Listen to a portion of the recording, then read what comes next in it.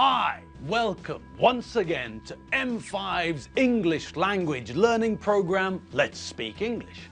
I'm Gav Duncan and I'm here on your TV to help you learn English. Now, are you sitting comfortably? Yes? Good. And are you ready for today's lesson? Yes? Good. Okay, well let's learn English together. Welcome everyone. Welcome to the studio again. Yes, it's Monday. It's the start of a brand new week, a week untouched by anything. And it's time for us to get started on this week's English. So, forget the fantastic weekend that you had. It was fantastic, wasn't it? Oh, good. That's great. Weekends are meant to be fantastic fun. And what about Gusti? Did he dance like a mad chicken? Yes? Good. And Margot, did she get enough sleep? Yes? Good. And Nigel, good old Nigel, the source of the sound pollution. Did Nigel enjoy himself snorting, grunting and squeaking through the day and night? Yes? I thought he would. Okay. So, tell the animals to settle down. They know the protocol. Gusti has to calm down for a quarter of an hour. Margot has got to keep out of the way of the TV. And Nigel, well, Nigel has got to keep the noise down. Only for 15 minutes, Nigel, but, well, it's important for us to hear what we're talking about. You can see that, can't you? Of course you can. Right, silence is king. It's time to begin. All right then, let's get stuck in. What were we doing last lesson? Does anyone remember? Of course you do. The gods of English and the chickens of the forest. Don't forget that easily, do they? No, of course not. Last lesson, we had another look at how we can use to and either to agree with positive and negative verbs. Do you remember? We use to after positive verbs to show agreement. Her father is a policeman. My father is a policeman too. And in just the same way, we use either to show agreement after negative verbs. I'm not hungry. She's not hungry either. We put to and either at the end of the sentence to show that we agree with the first idea. We can also express the same idea in a slightly different way using so and neither. We use so with lots of different forms to show that we agree with something.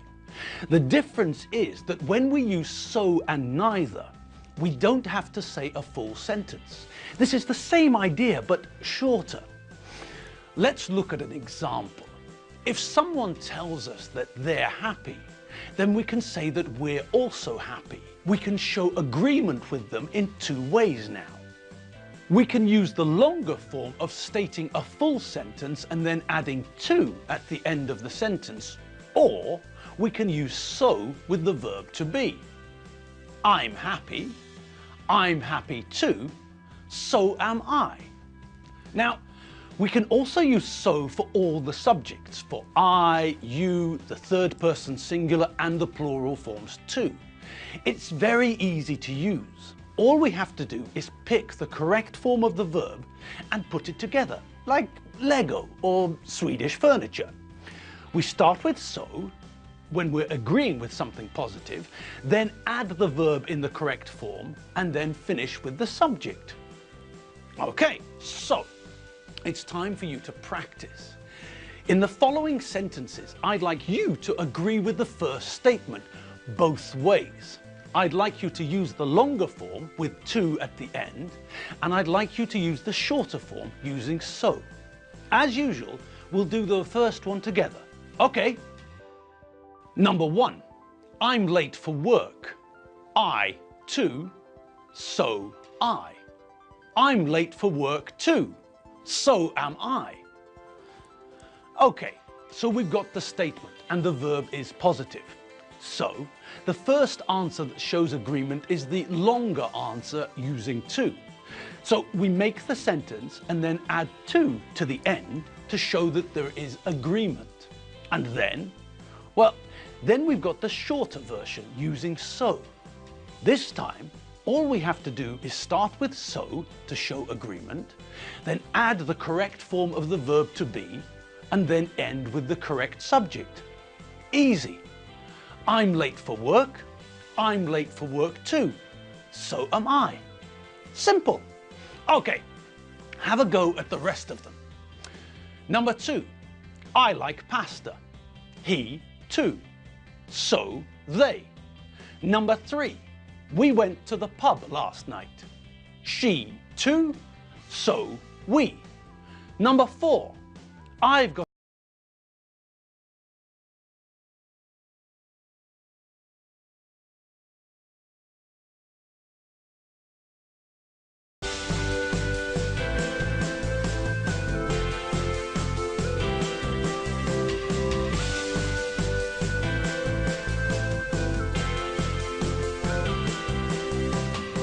All right, how did you get on? Did you notice that I mixed things up a bit for you? Yes? Well, I think you can handle a few twists and turns. You're the gods of English, Blue Team, and the chickens of the forest. You can handle anything that life throws at you. Isn't that true? Yes, damn right it's true. Okay, so it's not difficult, is it? When we use to and so, we use the same verb that the original idea uses. So when we're talking about someone using the verb to be, then we know that we have to use the verb to be. I'm happy too, so am I. Simple, no? Okay, well, we follow the same pattern with other sentences which don't use the verb to be. I'm sitting down too, so am I. Simple, no? Yes. Okay, so what have you got for the answers to the questions? The second one uses the verb to like. So we use the verb to like. I like pasta, he likes pasta too, so do they. And what did we do there? Yes, that's right. We recognized that there were different subjects involved, so we changed the conjugation. With the first reply, we noticed that we're talking about someone in the third person singular, and we remembered with the verb to like in the third person singular, we have to add an S to the end of the verb. So it's not he like pasta too, but he likes pasta too. I like pasta, you like pasta, he likes pasta, she likes pasta, it likes pasta, we like pasta, you like pasta, they like pasta. All right. And what about the next part?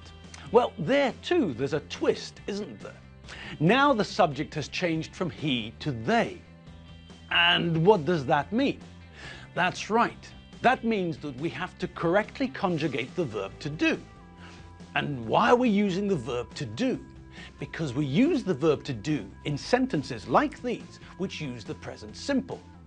That means that if the sentence uses the present simple tense, then we know that when we make the short agreement using so, we're going to follow it with the present simple form of the verb to do. I hate tomatoes, so do I. So does she. So do they. They run 3 times a week. So do we. So does he. So do I. All right. That means that if the original sentence is in the present simple, we know that we have to use do or does, one of the 2 forms of the auxiliary verb to do, which we use with the present simple when we're using the so idea to show agreement. Okay, on we go. Next. We went to the pub last night. Okay. The first, longer sentence to show agreement. She went to the pub last night too. Great! And what about the shorter version? That's right. We have to follow suit with the tense in the original sentence, which is the past simple. Okay, so that means what? Well, that means that we're going to use the past simple form of the verb to do, did. So did we. Brilliant! We went to the pub last night. She went to the pub last night too. So did we. Excellent. Next. Aha. This one's talking about possession, and we're using have plus got. I've got a lovely bunch of coconuts. And the longer agreement? Well, the sentence uses they as a subject. So, they have got a lovely bunch of coconuts too. Brilliant. And what about the shorter form? It's the first person singular. So do I. Excellent. I've got a lovely bunch of coconuts. They have got a lovely bunch of coconuts too. So do I. Great. And now, well, let's do something a little bit different, shall we? Let's think about, I don't know, let's think about shopping. Look, there's Mary and Elizabeth Benchfield, and they're going into a shop. What sort of a shop is it? It's a shoe shop!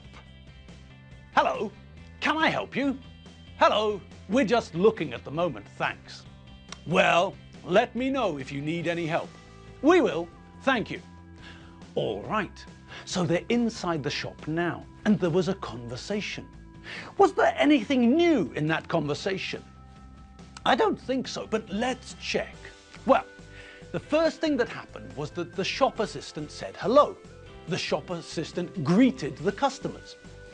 This is normal, isn't it? The shop assistant is there to assist, and the verb to assist is a synonym for to help. So the job of the shop assistant is to help customers. And because the shop assistant is polite, they greet the customers. They say hello to the people when they come into the shop. What else could they say as an alternative to hello? Well, what other greetings do we know? What do we say when we greet people in the morning? And what about the afternoon? And what about the evening? Well, for a start, who remembers when the morning is? That's right. It's from when the sun comes up until noon, 12 o'clock, midday. From noon, 12:01, until about 6-ish, that's the afternoon, and then comes the evening, until about, I don't know, I suppose until about 10 or 11 p.m. Then the night starts. Okay, so let's see how we greet people in a table, shall we? Mabel, Mabel, you've got big green feet. Hop to it now and show us how to greet.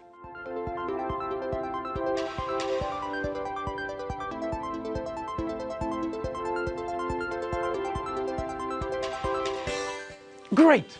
So we know that depending on the time of day, the shop assistant could also say good morning or good afternoon. Normally, the shop assistant wouldn't say good evening. Most shops aren't open in the evening, are they? Now, the shop assistant could also say something else, couldn't they? That's right. They could use a synonym for hello. They could say hi as well, couldn't they? Okay, great. And what did Mary say after she had greeted the shop assistant? Well, the shop assistant asked if they needed help, and Mary replied that they were just looking. So, that's what you say when you go into a shop and you want to have a look around. Maybe you know what you want to buy, maybe you don't. So, you look around the shop, you have a look around, and if you need help or assistance, you call the shop assistant. When you go into a shop in the UK, this is a very useful sentence. It tells the shop assistant that you want some space. You want to have a look around before you decide. And the shop assistant understands this. The shop assistant says, let me know if you need any help. This means that they don't want to bother you and they're going to wait for your signal. They'll wait for you to ask for help. They don't want to hassle you, they don't want to bother you, they want you to feel relaxed so that you enjoy your shopping. Okay, well, unfortunately, that's all the time we have for today's lesson. So, until tomorrow, all I can recommend is that you rush over to www.m5tv.hu and rewatch some of our old videos. Okay, people, Thanks for watching. I'll see you all tomorrow. Have fun, enjoy yourselves, and remember, I'm Gav Duncan. I'm not Nigel the guinea pig, and I'm not Jezza Irons either. See you later. Bye.